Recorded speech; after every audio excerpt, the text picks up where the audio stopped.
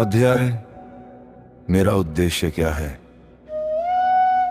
मेरा उद्देश्य क्या है, ये प्रश्न तब और गहरा हो जाता है जब मनुष्य अपने जीवन को ध्यान से देखने लगता है। प्रारंभ में जब हम इस पर विचार करते हैं तो हमें अपने उद्देश्य बहुत साधारण और भौतिक रूप में दिखाई देते हैं, जैसे सुखी रहना, धन कमाना, परिवार को सुरक्षित रखना, आरामदायक जीवन जीना। परंतु गहराई से देखने पर यह स्पष्ट होता है कि ये सब वास्तविक उद्देश्य नहीं, बल्कि मोह, माया, लोभ और इच्छाओं का जाल है जो हमें असली प्रश्न से भटका देते हैं। जब हम उच्च आदर्शों की ओर देखते हैं, जैसे श्री राम का जीवन, तो हमें समझ आता है कि एक व्यक्ति का अस्तित्व अनेक उद्देश्यों की पूर्ति का माध्यम होता है। उनके जीवन में शबरी का उद्धार, बाली का वध, अस्त्य पर सत्य की विजय और रावण के अहंकार का अंत, ये सब केवल घटनाएं नहीं थी, बल्कि एक व्यापक उद्देश्य की कड़ियां थी। इस कार्य में हनुमान, जामवंत और सुग्रीव जैसे अनेक पात्र भी माध्यम बने। इससे यह स्पष्ट होता है कि जीवन का उद्देश्य केवल व्यक्तिगत नहीं, बल्कि एक समष्टिगत योजना का हिस्सा होता है। इसके विपरीत मनुष्य अपने जीवन के वर्तमान चरण में प्रायः केवल अपनी आवश्यकताओं तक सीमित रहता है। घर, पैसा, नाम, प्रतिष्ठा, वो इन्हीं को अपना उद्देश्य मान लेता है। परंतु प्रश्न ये है कि क्या यही जीवन का अंतिम उद्देश्य है? उत्तर सरल नहीं है, क्योंकि इस प्रश्न की गहराई को समझना ही एक कठिन साधना है। मनुष्य धीरे धीरे जीवन के उस चरण में पहुंचता है जहां भौतिक इच्छाएं स्वतः कम होने लगती है। विशेषकर वृद्धावस्था में, जब शरीर और परिस्थितियां साथ छोड़ने लगती हैं, तब मोह माया का प्रभाव भी घटने लगता है।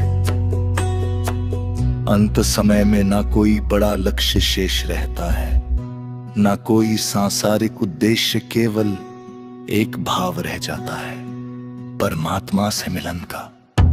परंतु यह भी अंतिम उद्देश्य नहीं कहा जा सकता, क्योंकि यदि जीवन के अंतिम क्षणों में मनुष्य अपने पूरे जीवन को एक चलचित्र की भांति देखे, तो उसे ये अनुभव हो सकता है कि उसका प्रत्येक कार्य, चाहे वो अच्छा हो या बुरा, निरर्थक नहीं था। यदि उसने किसी की सहायता की तो वह उसके अस्तित्व का एक उद्देश्य था।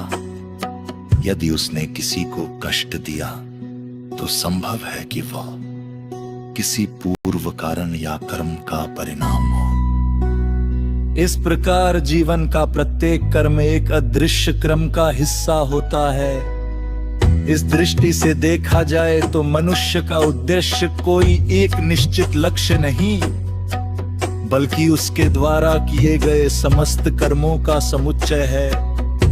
वह अपने जीवन में जिन जिन कार्यों को करता है, उन्हीं के माध्यम से अपने उद्देश्य को पूरा करता है, चाहे उसे इसका बोध हो या ना हो।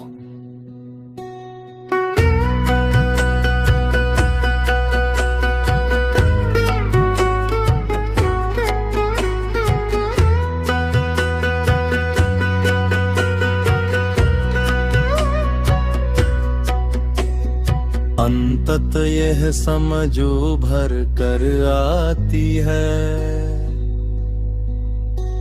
के आत्मा न जन्म लेती है न मरती है। शरीर केवल एक माध्यम है